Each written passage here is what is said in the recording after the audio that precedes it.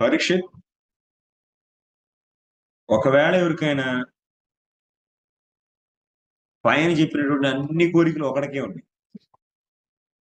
మంచి బ్రహ్మవర్చస్సు కావాలి, విద్య కావాలి, రాజ్యం కావాలి, పలుకుబడి కావాలి, అందమైన దాంపత్య జీవితం కావాలి, ఓజస్సు కావాలి, తేజస్సు కావాలి, అన్నీ కావాలనుకో.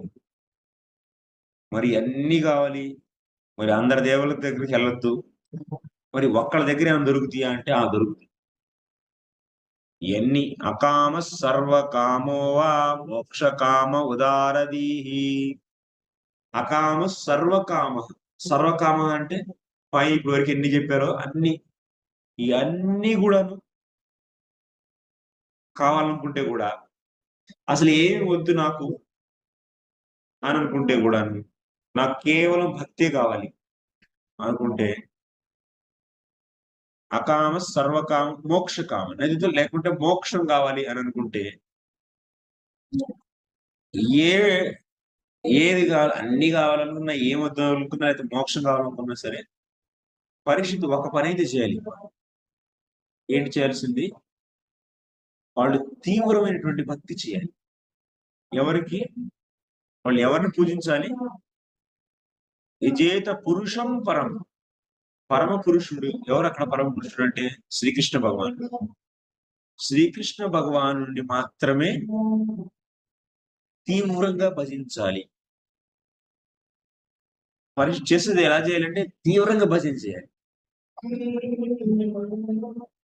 తీవ్రంగా భజన చేస్తే చాలా బెస్ట్. అంటే ఏం కావాల్సొచ్చినా సరే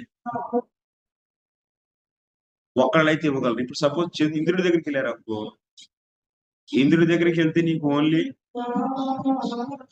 ఇంద్రియ కామ, అంటే ఇంద్రియాలు పటిష్టంగా ఉండడమే చేయగలరు.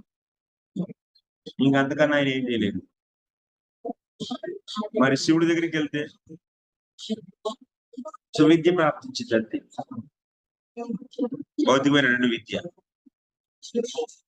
అలా ఒక్కొక్కళ్ళు లిమిటెడ్ అన్నమాట వాళ్ళంతా. కానీ శ్రీకృష్ణ భగవానుడు ఎలాగా? మొత్తం ఇచ్చేందుకు సమర్థుడాయన. సర్వకామ, కామ సర్వకామం, మోక్షకామం. మరి మోక్షం మిగతా వాళ్ళు ఎవరైనా దేవతలు ఇవ్వగలరంటే వాళ్ళు ఎవ్వరు ఇవ్వలేరు. 2 గొప్పతనాలు ఉన్నాయి ఇక్కడ కృష్ణుడిలో. ఎవరు ఇవ్వగలిగిందని ఆయన ఇవ్వగలడు.